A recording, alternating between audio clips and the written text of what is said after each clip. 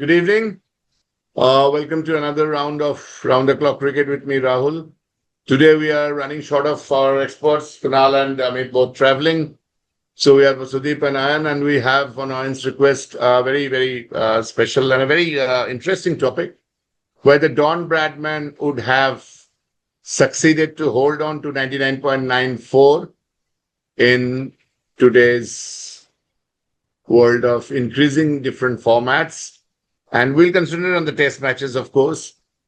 And we will look at what Sir Don achieved, and we'll also look at what were the circumstances under which he played. So we will start off with Ayan, since it was his brainchild. So at least 7 to 8 minutes each of you to discuss on the points. First of all, Ayan, I request you to discuss why did you think of this topic? And number two, in an era where test matches were only bilateral in the early 30s and 40s, and of course, due to World War II, it was truncated. Uh, any sport, it is called Bradmanist, like Michael Schumacher, Ian Phelps. Whenever someone, Usain Bolt, whenever someone has achieved something gigantic, I think gigantic, we refer as Bradmanist. That has been the normal dictionary basically in sports. Don Bradman's numbers are so staggering in a sport that has been for 150 years that it's very difficult to compare. You take Adam Bogues out, the third next is George Headley, but he played 22 test matches, and then you have Clyde Walcott and Jack Hobbs. Of course, Jack Hobbs, Harvard Sardine, and Wally Hammond are the comparisons if you look at the numbers they played. But to have 52 test matches is quite unbelievable, even if you have two comparative players. So my first question to you, Anne, is before we go into the depth of whether Bradman could have done, is there were great players in Bradman's time also, which we'll discuss: Hammond, Sutcliffe, Hobbs, Walcott, and Headley. But do you think that Bradman had an extra edge, maybe a greater concentration?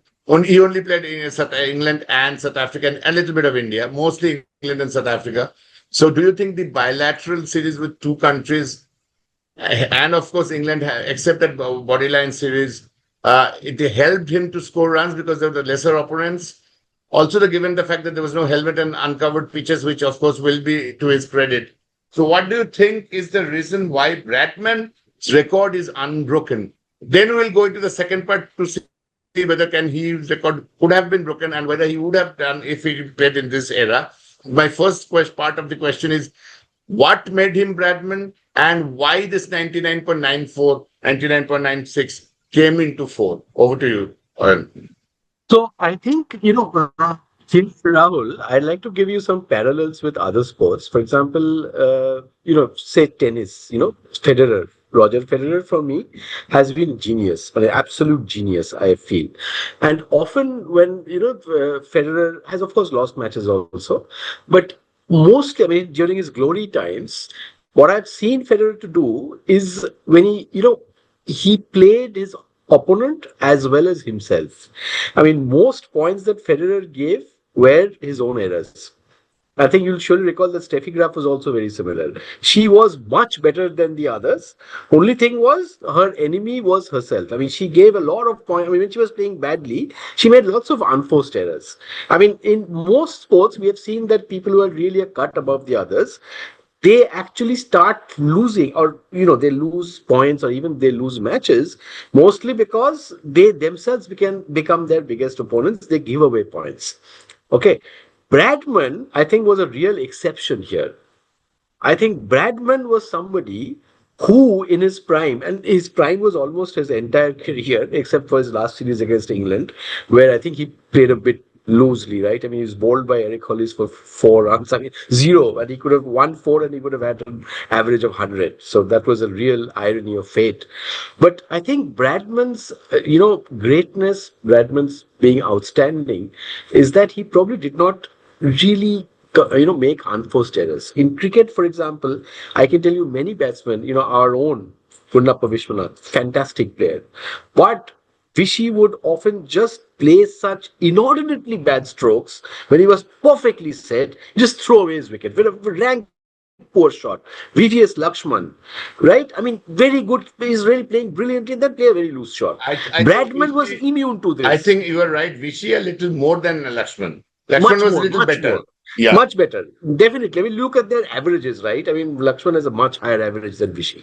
So, Bradman, I think, was an exception in that way in every kind of sport where I think the main thing that differentiated him from every other contemporary as well, because if you look at the 5 best batsmen who played during his times, he has a cool more than 60%, average higher than his nearest competitor. That is enormous. I mean, during his era, the 5 people who were near him, second is George Headley, the 61 or something, not even 61. Sudhir, can you share the first screen of the first discussion point of Bradman and that's vis-a-vis the 20th complete innings of the other? So we'll have a validation of what Ayan is trying to say. So I am actually saying only of the 5 people who were his contemporaries. So that is basically, if you look here, you only have Headley, Sutcliffe, Painter. Weeks, of course, started in 1948, you can't say that, and Wally Hammond. These are the real players. Is the screen visible? No? Yeah. It is very much visible. So Hutton and Hobbs are both missing, but they are also close to 57. We are very close. But again, if you see Rahul, I mean, the closest one is Headley 60.8. He played only 22 tests, as you said, right? So he's like pales in comparison. Graham Pollock played 23. Yeah, but Pollock is much later, right? Pollock was started already when he was far later. Far later. Yeah, 60s. Right? 60s. Right? And of course, Pollock was one of the greatest batsmen of his era. He just was a victim to appetite because South Africa didn't play at all. Correct. So I think Bradman's real standing out was the fact that when he went into his groove, he did not commit unforced errors. He did not. I think that is the only thing that really differentiated him from all his contemporaries. Also think, Ayan, just playing 2 opponents, which is of course more often than not born against Bradman, that playing only England and playing only South Africa and India a bit, helped him to get into that average. Of course. Bradman actually played in his whole life. I don't think he played in more than 10 grounds. Okay? Correct. And England was the team whom he played continuously. And this was like, it's like Mohun Bagan and East Bengal only playing each other. Every single player, every single bowler, every single, ground, pitch. Even you were probably acquainted with members of the audience. They were so familiar. Right? Correct. So familiar tracks, familiar people. And then he had a few lollipop series his penultimate series against India. Yeah, he played 37 of his 52 against England, which is 75%. Yes, absolutely. He played only 5 matches against India and South Africa. So that is it. Right. And against South Africa, if you see that one series, he averages 201. Okay? Correct. With 400. 201. That is incredible, right? He averages almost India, 200 against India, 179. Yes, 178 or not. And see, when he was playing against India, the perception of his opponents was that they were playing a god. They were probably, not very willing to get him out. They were more interested in seeing him bat. So that kind of luxury, I don't think any player ever has had. Right? So in the current format. Absolutely. So it would be actually interesting, Rahul, if you actually remove those 2 series away from Bradman's career. If you just see against England, I think if you look at that, his statistics actually fall. Correct. You're right. Actually, if I am not mistaken, his statistics would probably become, so he scored something like 6,996 or something, right? And in those 2 series itself, I think he scored something like 1,500 runs, right? Correct. So that means 5,400 in 37, 74. So his average is about 70. He averages about 70 probably. 70. And that is much more human. Right? But then also, even in today's cricket, of course, that is quite huge. That 70 is huge. And also, Rahul, why I'm saying about this unforced error thing, there's 2 series that we are talking about, England and India. No other batsmen were close to that. 201 and 178. No one scored. So he was literally a run machine. When he went into his groove, he just played on and on. He did not give his wicket away.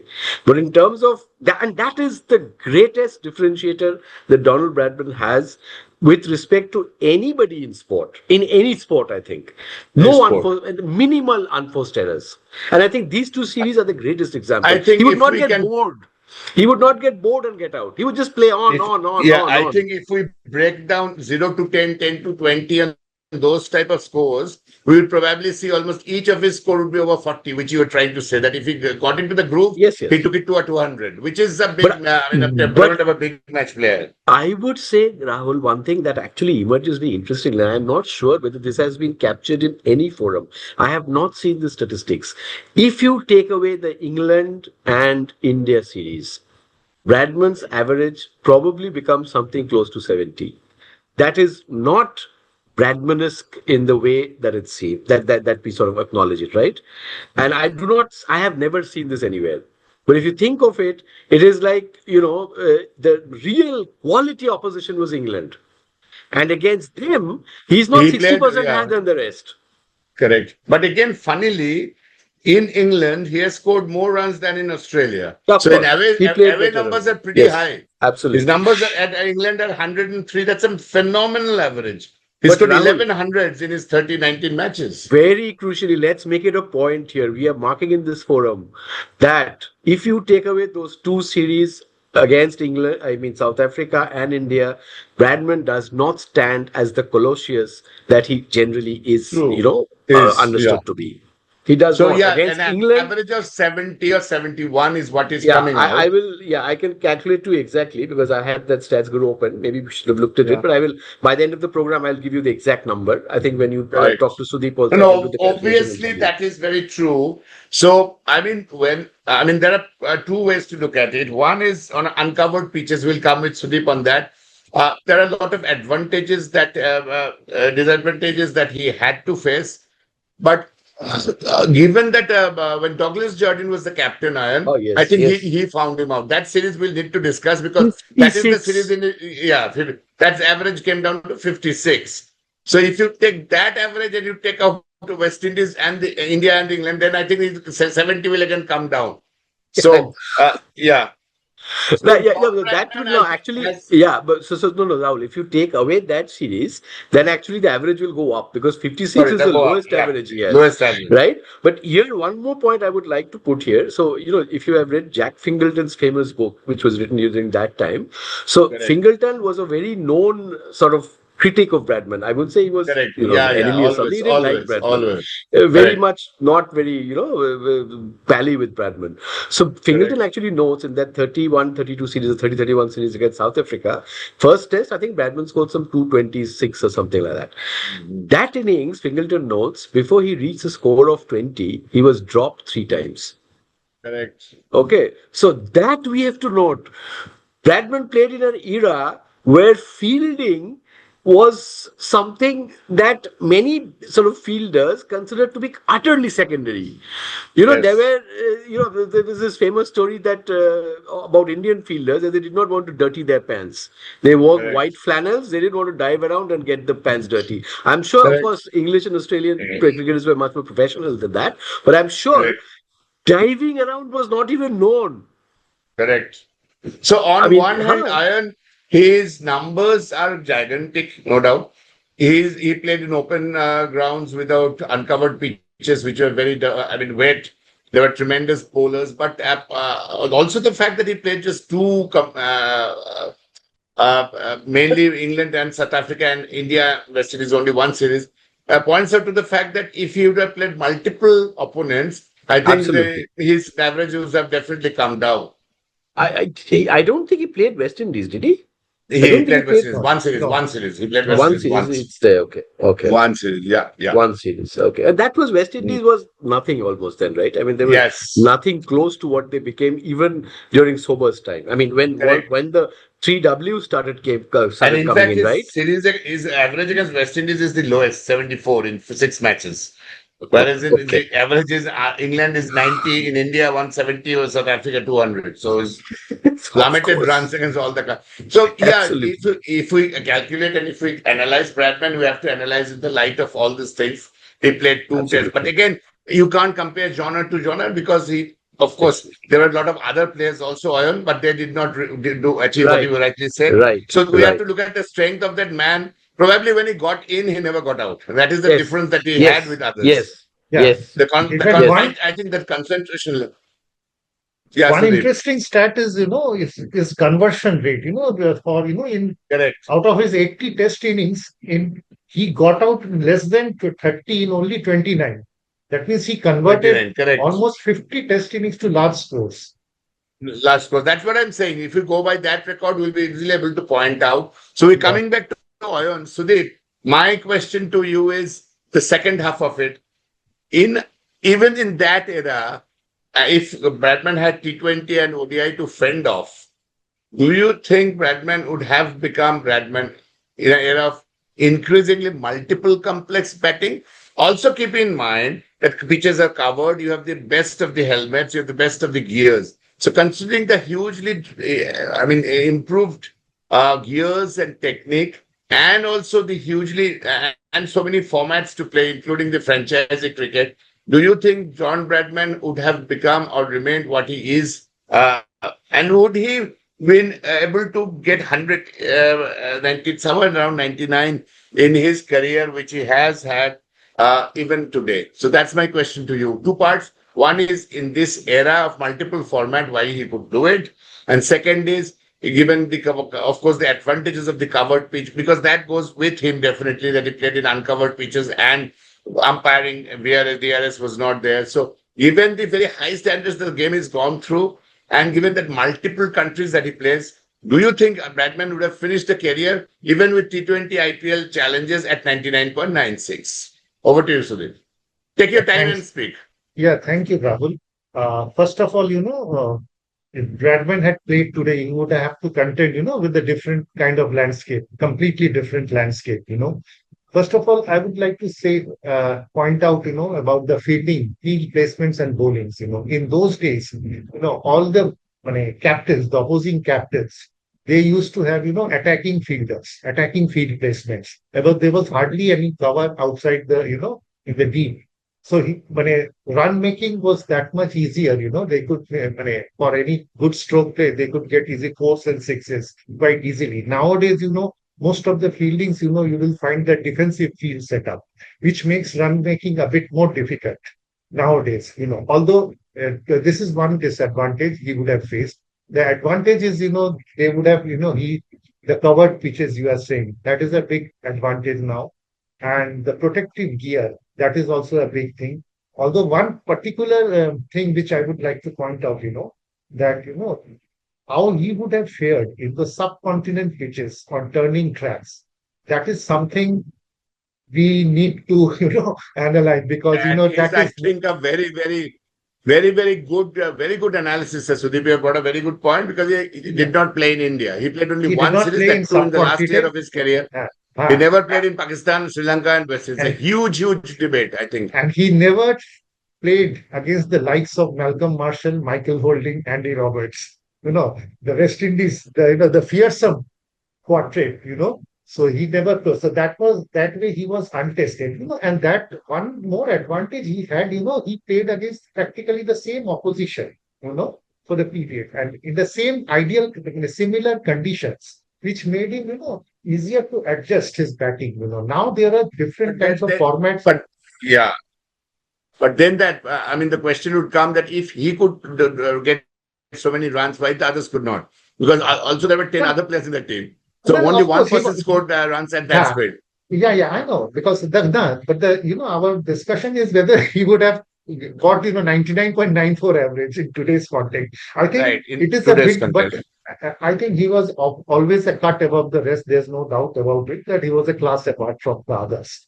And in today's format, considering the different formats and the kind of number of matches which are being played today, if he was playing in all the matches in all formats, it would be difficult to maintain the same kind of consistency in test That matches. is another big question. Whether Uh, you'd have played in all the formats and scored the runs the way he did. yeah. So that is a big question because, but had he only concentrated only on tests, and one more thing we need to consider, in today's context, with the kind of advancement of technology, now it is easier to catch the weaknesses of batsmen, which was not present at that time. Now we Yes. have, Videos were not there. Correct. videos were not there, no kind of no AI, no videos, nothing, and no technological advancements. So that is it is easier now to catch a batsman's weakness. Uh, so which was not present at that time.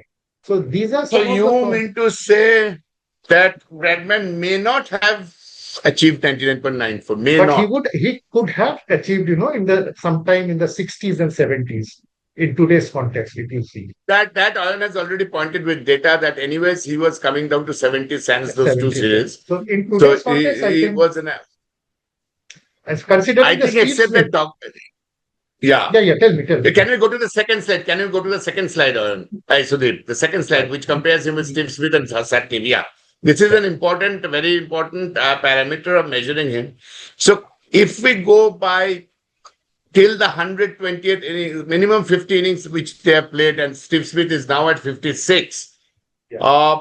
I think it is very difficult to draw comparison again because of covered pitches, gears, and the very fact that Steve Smith, Bradman and Sutcliffe played in the same time. Steve Smith did not play, of course, played in an era of a lot of advancements, TB advancement, DRS, and etc. But then I think the other way to point, I'm just going to Iron now. I think then if you look at this data, Iron, to just move away a little from Bradman, Steve Smith perhaps is one of the greatest batsmen of all times. Absolutely. I do not have an iota of doubt about that. And what strikes to me strikes me about Smith is this extremely unconventional technique that he has. I mean, he really shuffles to the offside, right? Outside off stump. You feel that he's going to get LBW every single ball, but he rarely gets LBW, right? He puts everything, his bat, middle of the bat, to almost every ball. And that is the sign of greatness, because Bradman himself was not somebody who played perfectly by the technique of the book. He had his own manner of playing. And Smith, come on, 63 average in this age, with all the advancements that Shudeep mentioned, and come on, I mean, players' physique. Nowadays, people, fast bowlers actually get their muscles toned. When Bradman's era, Harold Larwood was the fastest bowler, and he had not even heard of that kind of fitness regime that the bowlers of our era go through. So the question of him bowling at 140 does not arise, probably, right? I mean, probably that. I mean, there's no speed gun then and all that, but just if you compare, I mean, think of physique wise, I do not think even 130s was very much achieved during that time, right? Of course, you did not have helmets. You had, of course, no leg side field restrictions and all. But Smith, that way, is a remarkable phenomenon. I mean, of course, he is sort of, I mean, his average has decreased now, but when he came in, I think he was literally a genius. I mean, and I think that is proved by the fact that he absolutely is one of the most unconventional batsmen around. And see, unconventionality is a sign of genius. And just as Bradman himself, as I said, was somebody who did not care about any kind of manuals. And Bradman in his childhood, he used to practice at his backyard with a stump as a bat. He used to hit the ball A boy onto from the the wall. Boral, boy from Boral, yeah. Yes, so he used to hit the ball at a wall. The ball would bounce back, reflect back, and he used to play with the stump. So that was the thing. His only thing that he cared about was hitting the ball with the bat, and that is what Smith also does. And I think, yeah. I mean, Smith, had he been born during those, and see, another thing that the reason that, again, Rahul, the reason that Bradman stands a cut above everybody is that he was somebody who loved to bat and he did not make unforced errors. He did not get bored. He kept on. I think if I'm not Smith wrong, is similar. I think Smith is similar. Bradman scored 300 in one session. One I think day. one No, day, not one one day. session. One day. One day. I mean, Correct. several times he has scored 100 runs in a session, but that Session. 334 he scored 300 in a day. That was Correct. remarkable, right? And And he I was That was think, like remarkable. if really I'm like not a run machine yeah, that way. yeah. If I'm not mistaken, I think those days we used to have 8 ball overs. Yeah, Correct. yeah. Absolutely. There will be eight Most ball of the So, overs, and time. so I that think is why more he runs played were two scored blind test also. tests also. And Scored also. I think Correct. one thing we must not forget that in today's context, the quality of fielding has improved so Okay, much, that's you what I know, said. quality. Alan said So that, yes. a So lot two of things runs would going have been against saved, Bradman, which he the had field. scored, would have been saved in Yes. today's era. I think three things are definitely going against Bradman. One is the fielding, other is same opposition and lack of. I think the only quality bowler he faced was, I don't know. I think apart from Harold Larud would be Bill Bose. I Bill think Bose. only Bill Bose Bose and Bose, mostly. both of them. He Bose, did not play any Yeah. yes. quality Otherwise, spin. I think Bill Bowes. There was a Bill Bowes and yeah, this Bose, yeah. actually. I Bose and think Leonard, and yeah.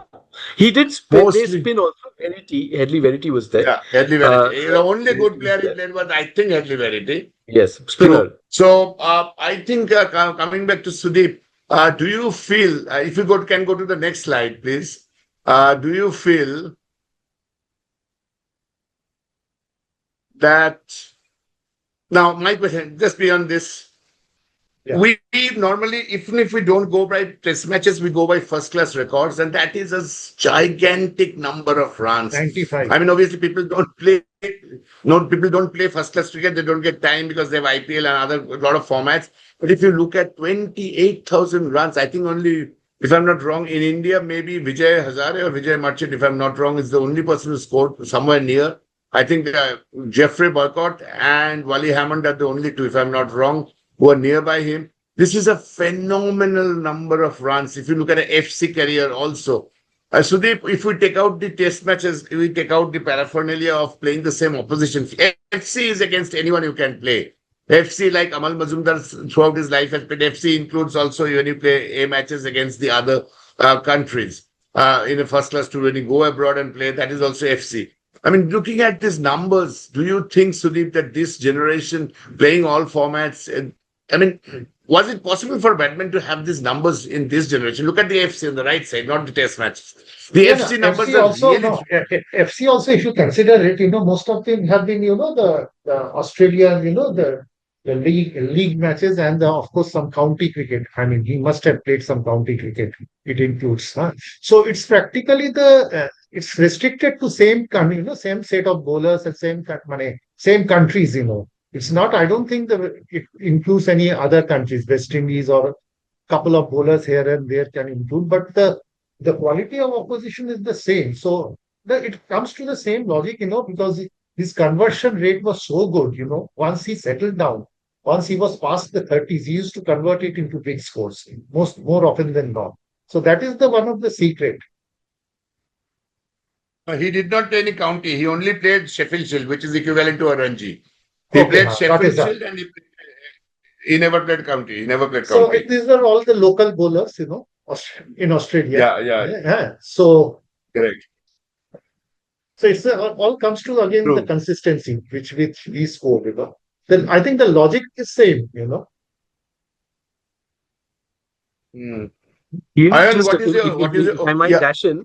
Yeah. So I was just, looking at the statistics. You know how many runs Hobbs scored in first class? 61,760. that's what I said. Hobbs and Okay. Sutcliffe both No, have Frank scored more than Woolley him. is second. Frank Woolley is 58,000, 59,000 almost. What? Here is the big what. In fact, Bradman doesn't feature in the top almost like 50 probably. I mean, I'm seeing K Subtle at 30,225. But the highest average that I'm seeing out of all these is basically a 56.83, and that actually belongs to Boycott. Yeah, I said that. 56.8 Yeah. is the second highest. Okay, but Boycott's runs are, of course, much higher, 48,426. So again, you do not look at the runs, but you look at this unbelievably high average. And that, again, as I'm saying, he was virtually robotic in his batting. Don Bradman in his time, or I mean, I think at any time that he would have played, he would just hate to be dismissed, and he would not play a I think single whatever shot made the which could reason, cost yeah. his wicket. Because end of the day, he had to go out and make runs, as Sunil Gavaskar says, whether be it Holland or Kenya or be it Australia. The hunger of runs, and I think the near perfectness and the monotonous run machine, and of course the eagerness to excel from a very young age is what I think differentiated him. Because there were other great players also in that era, but I mean, achieving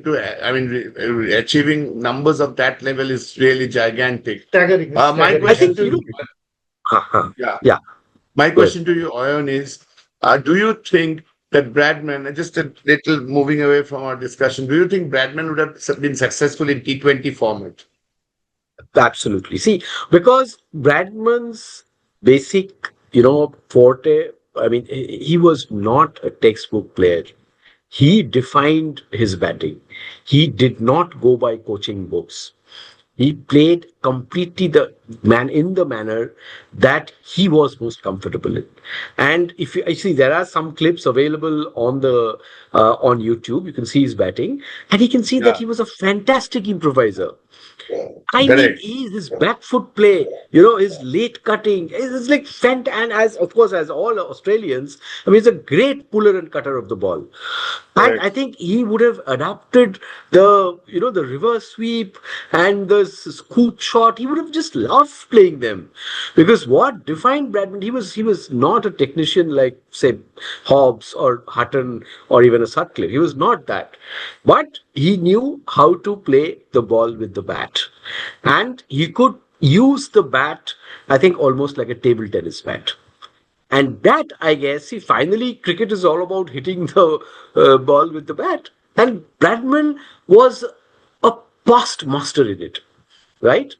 And I think he would have loved the challenge of T20, because, see, remember, in those days, there was a lot of interesting variations in cricket as well. You did have matches which were like, finishing in 1 day. And I think you did have matches with like fixed number of overs as well. Only they were not put under the same ages as in terms of importance as you gave to Test cricket. But you did have matches which were like over a day or something like that. But Bradman, I mean, he would just innovate. I think, I'm sure he innovated a lot of his batting himself, and the extra innovation that T20 provides to a batsman. I mean, the scope of innovation. I think he would have loved it, and I think he would have adapted like a fish adapts to water. That I'm pretty certain So about. the discussion that comes out from both of you, Sudeep and Ayan, is that although there were a lot of factors which helped Bradman, weak opposition, only limited opposition, whatever it is, the very fact that the numbers that he has produced on the board and not others have done, I think is still something to be matched. The average and over a period of time. It's like, and that's why we don't look at the Adam Vogue's data also, because he played only 14 matches, I think. Looking at an Yes, overall, a of course. fairly clip, 52 test matches, fair clip for a lot of players to decide on the average. Absolutely. Given all his other shortcomings, of course, of his generation, which he could not be, I mean, you can't hold Bradman guilty of those, but his number scoring is phenomenal. And then that is what we are deciding and And discussing one here. one very important point, Rahul. Yeah. Probably the best form in his life, he could not play because of the war. War. That The is true for a Second lot of World other War players. probably Yes. took out some. Yeah, but Bradman could have probably surely got, more than 100, because in 1948, when he played his last series, he was pretty, Yeah. he was pretty old, right? He was certainly not in the same form as he was in 1938 or something. He had a fantastic series in 1936, 1938. Great series, right? Great series. So if the war had not taken away 7 Yeah. years, 8 Correct. years almost from his life, I don't know where we would have stopped. So, 8,000. so I Yeah. think what is Maybe important is 10,000. You that, never know. see, I am almost certain that he would not have averaged 99.94 now. I think there are too many uncertainties now. The game has become much more competitive. And 99.94 complex, to and nahi complex hota. also. And But complex also. much more complex, much more Much research, more much complex. better fielding, Fielding, a much, lot of very so complicated game. I don't think that would have happened. But he still probably and almost definitely would have been a cut above the rest. Yes, that I think he would have been around 70 is what my take is, would have been on He would have 70. been probably better than everybody. That's what we can probably agree with. I mean, Agree. I I think what do the agree. data looks at, So, yeah, I think he would Sudeep, have can been you better press than the everybody. Sudeep, can you put the next data? I think which we'll discuss for quite some time. The next one, not this one. I mean, we'll not discuss with Sachin, although Badman himself said this data. Yeah, this data I Closest, think we yeah. need to discuss. Yeah, this is an important data. This gives a percentile of how much the contemporary world, and this is important because this spreads over 150 years. So we do not really can take into consideration that because he played in an era of uncovered pitches. This overall gives you from 1877 to 2025. So looking at this, Sudeep, looking at this conversion, as you were rightly saying, we look at conversions for great players. Sunil Gavaskar, one of the great conversions, so is Sachin Tendulkar. We have Gavaskar, Sachin, and Dravid, the top three in the top 36. And these are some of the greatest names in the history of the game. So even in that, Bradman, as you rightly said, Iron is way above others. 2900s in 80 matches, which is 36%. This percentile also. The next is George Headley at 25, and I think Clive Walcott at 20, but although they played 40 and 28 matches. So someone with a big sample size, I would say would be 20% in a big sample would be 19 is Hubbard Sutcliffe with 54. So on your take after this data you see, and this percentile is used by a lot of statisticians across the globe for assuming and measuring greatness. I think Don Goodman here also is way above the others in terms of percent. If you look at the numbers scored, as Sudeep was saying, his numbers are too staggering. Yeah. I mean, he's like almost double the rest, right? His Double, conversion, absolutely. conversion is double. So that's what I'm Double. saying. No, I mean, see, when he's got into his groove, and that was most of the times he got into his Most of groove. the time, yes. Most of the The time. bowling, the fielding that existed those days were not enough to get him dismissed. Now, whether the fielding, bowling, it's everything that And exists also now. now 11 countries playing test matches, whether it would have Absolutely. had the same Absolutely. same So effect. Yeah. that's what I'm saying. The So quality of opposition that he faced opposition. that time. And he never played Huh. subcontinent. Now we He come never into played. this. Yes. He never played Now, Murli, he see, never played Kumble. one thing we cannot really talk about is whether there could have been a weakness in Bradman's batting that was unexploited. Which was See, exploited by Harold Larwood. Larwood once exploited it. only that One. was actually exploited by Jardine. See, because Jardine. Douglas Jardine actually absolutely analyzed the 1932 series where Bradman Correct. scored the 334. A fantastic Correct. batting. He Correct. actually, so in fact, I don't know if you guys, I'm sure you guys have seen that series called Bodyline, right? It used to Yeah, be shown on. Gary Sweet. So Gary Sweet was fantastic, Bradman. fantastic series. Fantastic So series. there Gary Sweet. actually they show that Larwood, with those ancient technology that existed of some recordings and clips of television that just barely had come. Some at least television hadn't probably come properly, but you did have movies that were made of Bradman's innings. So he just sat, and he actually saw that. In fact, Larwood had played that series as well. In 1930 series, the 30 series against England, Larwood had played in England, and Jardine had seen that in his even in his very very successful knocks, Bradman showed a little bit of discomfiture against the short bouncing ball, and that made up just those few clips that he saw. That made up his mind to experiment. And of course, he realized that if you actually had the bowler coming from round the wicket with 6 people on the leg side, it becomes well nigh impossible to score. Because you have no way, because there are 6 people around you and the bowler is persistently bowling at your ribcage. Now, what do you play? Right? But even there, in that series, again, Rahul, Stan McCabe, he came out with his innings of 187 against in the first test at Sydney. And Bradman, Fingleton's book, Fingleton records that Bradman actually he didn't play that test, but Bradman was in the pavilion. He actually asked the whole Australian team to come out and see that this is called batting. McCabe scored 187 there, and McCabe scored another fantastic 100 in England against. Of course, against England in very, very sort of tough circumstances. So McCabe was like Lakshman or Vishwanath of our times, that he played when the chips were down.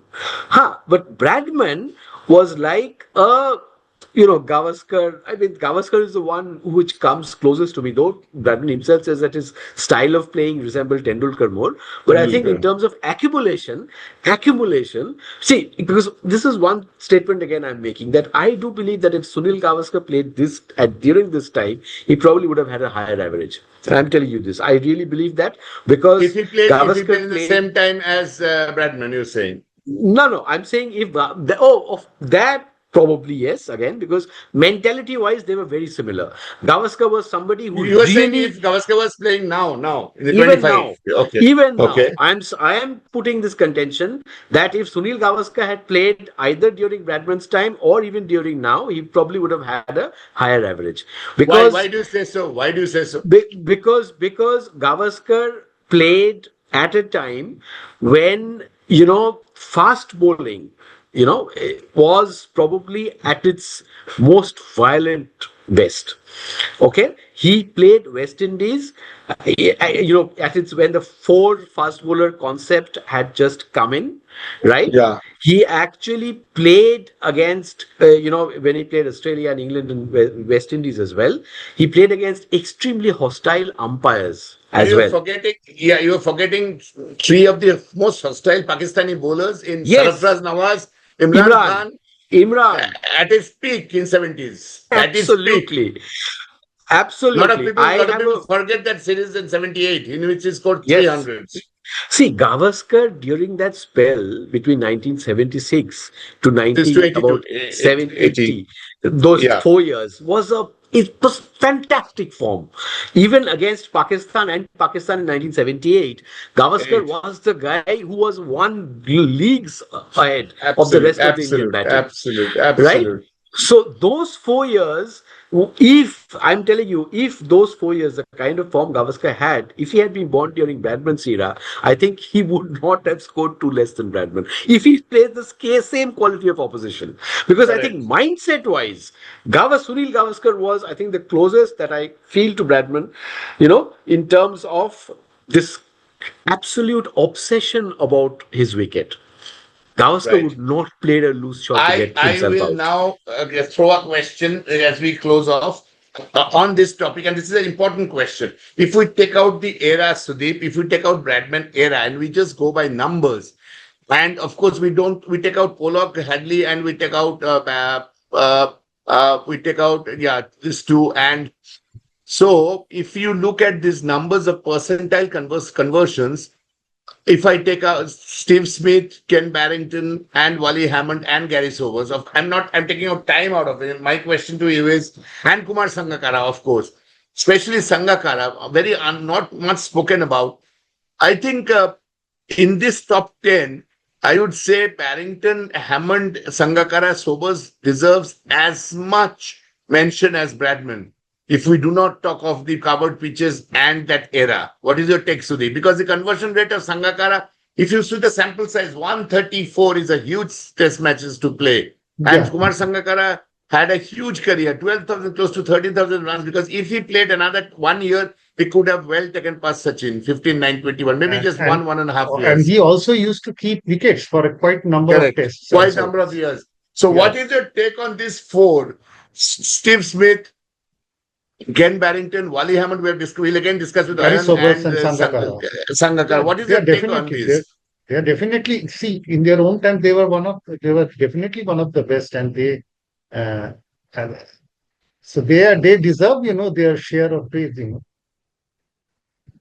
No, what I'm saying is, Bradman is cut above the race because of the conversion. But again, if you look at because the sample size is small for Bradman, 52 tests. If you look at a big sample size, then Smith, Barrington played against Pakistan also, remember. He played against Hanif Mohammad, Pakistan. He played against Sadiq Mohammad also. He played against Alf Valentin and Sony Ramadhin. So Ken Barrington, more variety of bowlers these were. So they also deserve Barrington, Hammond, Sobers, and Sangakkara. Percentage, if you see the percentage score, Sangakkara 16, Barrington is very high at 15, Smith again at 18. I think if you look at this, I think maybe we don't discuss this often, but Steve Smith and Gary Sobers both and Sangakkara, I think, look And really Sangakkara. to challenge Bradman as some of the greatest batsmen. We often, most of the times, we compare Sobers as an all-rounder, but Sobers' contribution has been massive to world cricket. If you look at the span that he played, and of course, he was one of the greatest, I mean, one of the Yeah, greatest definitely, all-rounders the game definitely. has Yeah, ever seen. yeah, definitely. So I And so think if you I look think at, a lot of yeah, tell credit me. goes to especially, Gary Sobers, Ken Correct, Barrington. They played almost close to 100 test matches, and Sangakkara has played correct, 134 correct. test match. And to maintain this level of consistency over such a long period of time, it's really great. It speaks of their greatness, their skills. So I Correct. think they are also deserve the equal amount of praise. Because And this list tells they have me played more variety of bowlers. We must bowlers, remember. absolutely. Because in the top list, I think Smith, of course, we have discussed. Ayon, your And take on Ken Barrington, Wally Hammond, and Kumar Sangakkara. See, again, I would not compare Sangakkara to them because Sangakkara plays, I mean, Sangakkara, Sachin, they play in an era where fielding is a different dimension. So Dimension. Bradman's 36%, had it been, had this happened now, would probably Now become a will be 20%. 20%. Yeah. Right? yeah, Because, Mm. 220, whatever he scored, when he Mm. was 18 runs, he was dropped thrice. So Right, correct. so that we cannot even compare because those days, what we consider, what fielders now take as catches were not even considered as chances then. Right? So this you cannot take seriously. You only have to compare Bradman with his contemporaries. And there Correct. you, of course, see that Headley, and in this list, I can see Hammond. No, Hammond but is only I 16%. told you in the beginning, Ayan, that if we take out the contemporaries out, if we take out the timing out, and if we just go by numbers, and numbers, of course, irrespective of time. So if we go by numbers, I think Steve Smith and Wally Hammond and Barrington deserve same accolade as Bradman.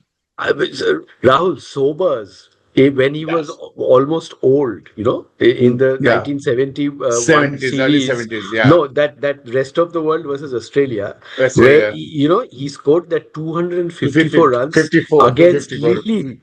Lily and Thompson. Against Lily, no, Thompson wasn't there. Lily, it was just he was just making his debut.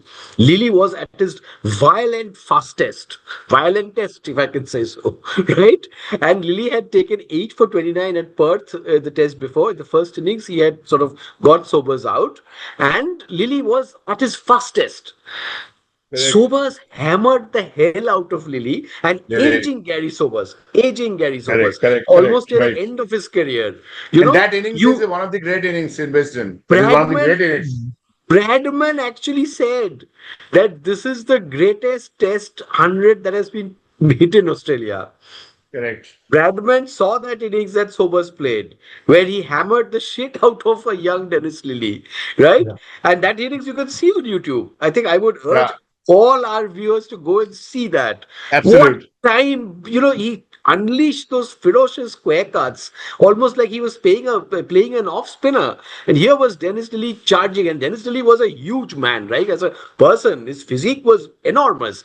Charging in, bowling like, coming in like an ox almost, right? And hurling at Sobers, and Sobers is just hitting away. So Sobers was a different class.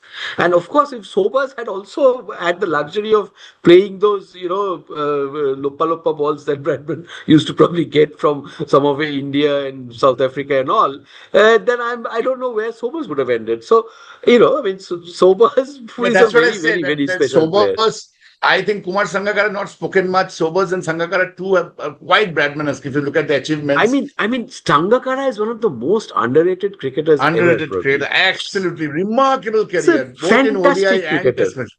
If you look Fantastic. at the number of hundreds and the absolutely. conversions. I mean, he almost single-handedly won a test match for Sri Lanka and Australia. He got a very bad decision, and then typical, Yeah. Australian umpire decision, and he was out. He's a great batsman, right? I think So, Kumar yeah. Sangakkara, if you had played another 2 years, he would have really threatened Sachin. Really Absolutely. threatened Absolutely. Sachin, which Joe Absolutely. Root is doing now. I think Joe Root doing now. Where is Root in this list? I think Root should be there. I think second, Yes, the he's third last, 34. 34. Third 34, last. 34. I'm a little surprised. 2,900. So no. This is an old list. He's got It's an old 3,600 now. list. This is an Yeah. old list. He will be much higher. So will be Ken Williamson, and both of the Ken Williamson is 28. So this is an old list. Yeah. This is definitely an Yes. old list because Yes. Ken Williamson is 36, Steven Smith is 36. Yeah, this is an old list. Virat Kohli would be 30. Virat Kohli also should be somewhere. Virat Kohli is not there. That's surprising. Now, Kohli will not be there, right? His average is less Kohli will than not be 50. there. Yeah. I mean, here Oh, acha, this everybody is on is more than 50. 50. Oh, okay, this is on a 50 average. Correct. So I think, yeah, but then still I would say, of course, again, we come back to the same point that given or even the covered pitches, given all the paraphernalias, even in speaking to pro and con, I think Bradman still is cut above, and that's why we use But the word there Bradman is one specifically. little story we are reaching the end of the program. So one little Yeah, story yeah. I'll tell you about this covered pitches, Yeah, which I sure, read in Neville Cardus's book. So it Yeah. seemed that again, England were playing Australia. Bradman was the captain. I think it was the 46 series, or I don't remember the captaincy. I think he was for 38 also. I think he captain. So England had got dismissed. So what happened those days was because of the uncovered pitches, you had sudden rain, and then the pitch would sort of get spoiled. So the outfield would dry, but the pitch would obviously remain sort of soggy. So what happened was England were coasting, and then suddenly rain came, and England were just bashed, and Australia had suddenly had a chance to bat. So when Australia started, the pitch was still sticky. This is a classic sticky wicket, right? That phrase that came into cricket. Bradman actually sent in Australia's number 10 and number 11 to bat. O'Reilly, and I think the fast bowler, whoever that was, right? They came out to bat, and England were petrified. How did number 10 and 11 come out, right?